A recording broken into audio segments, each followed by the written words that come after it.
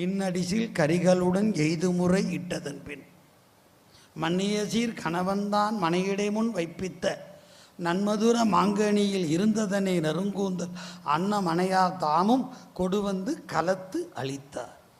படைக்கிறாங்க, சாப்பிட்றார் கணவர், நல்ல சுவையாக இருக்குது. அவர் கொஞ்சம் அந்த இடத்துல அவர் தவறு பண்ணுறார். இன்னொரு படம் நல்லா சுவையாக இருக்குது, நீ சாப்பிடுன்னு மனைவியார்கிட்ட சொல்லியிருக்கலாம். அந்த அளவு அவர்கிட்ட பண்பு தெரியல.